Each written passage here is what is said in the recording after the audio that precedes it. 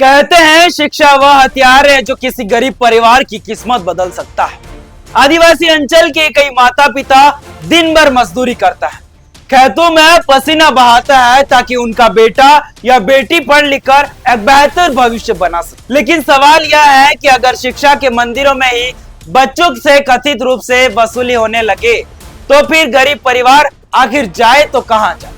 मामला कुशलगढ़ के मां भारती महाविद्यालय से जुड़ा हुआ बताया जा रहा है, जहां छात्रों का आरोप है कि शॉर्ट अटेंडेंस के नाम पर उनसे 5,000 रुपए, 10,000 रुपए, 15,000 रुपए और यहाँ तक कि 25,000 रुपए तक की मांग की जा रही है। मैं विकास यादव हूँ। मैं इस डिस्ट्रिक्ट से नहीं, दूसरी डिस्ट्रिक्ट से आता हूँ और यहाँ पे रूम लेकर रहता हूँ। बारी हमारी समस्या ये हुई है कि हमसे शॉर्ट अटेंडेंस के नाम पे थोड़े पैसे लिए जा रहे हैं, थोड़े नहीं बहुत ज़्यादा लिए जा रहे थे। 10,000, 7,000, 5,000, 20,000 समथिंग लिए जा रहे हैं।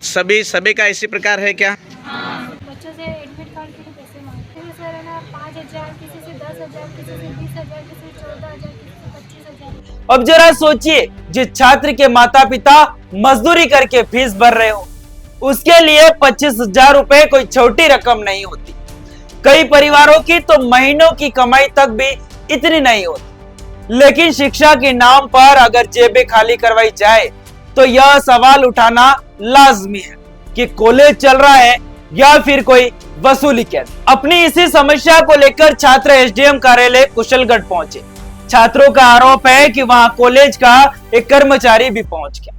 एसडीएम कार्यालय की बिल्डिंग से उनका वीडियो बनाते हुए कथित रूप से डराने धमकाने लगे। छात्रों का कहना है कि उनसे कहा गया कि चुपचाप कॉलेज आ जाओ, नहीं तो अंजाम ठीक नहीं होगा। अगर यह आरोप सही है तो यह बेहद गंभीर मामला है, क्योंकि लोकतंत्र में अपनी बात रखना अपराध नहीं। समस्या बताने पहुंचे छात्रों को डराना आखिर किस नियम कानून में लिखा है? एक तरफ सरकार शिक्षा को बढ़ावा देने और आदिवासी अंचल में पढ़ाई का स्तर सुधारने की बात करती है, दूसरी तरफ छात्रवृत्ति समय पर नहीं मिली, बेरोजगारी लगातार बढ़ रही है और जिन युवाओं ने यह सोचकर बीएड में प्रवेश लिया कि पढ़ लिखकर शिक्षक बनेंगे, वे आज अपने भविष्य को लेकर चिंतित नजर आ रहे हैं। कई छात्र कहते हैं उन्होंने सपना देखा था कि बीएड कर लेंगे तो नौकरी की राह आसान होगी, लेकिन अब हालात ऐसे बन रहे हैं कि पढ़ाई से ज्यादा चिंता पैसों की हो गई है। घर वाले मजदूरी करे, कर्ज ले या फिर जमीन गिरवी रखे, तब जाकर पढ़ाई पूरी होती है। सवाल यह भी है कि अगर किसी छात्र की अटेंडेंस कम है तो उसके लिए नियम है, क्या उनका पालन किया जा रहा है, या फिर छात्रों के आरोपों के अनुसार कई शॉर्ट अटेंडेंस को कमाई का जरिया तो नहीं बनाया जा रहा है। फिलहाल छात्रों ने प्रशासन से मांग की है कि पूरे मामले की निष्पक्ष जांच कराई जाए। यदि किसी प्रकार की अवैध वसूली हुई है तो जिम्मेदार लोगों के खिलाफ कार्रवाई और सभी पात्र छात्रों को बिना किसी दबाव के उनके प्रवेश पत्र उपलब्ध करवाए जाए।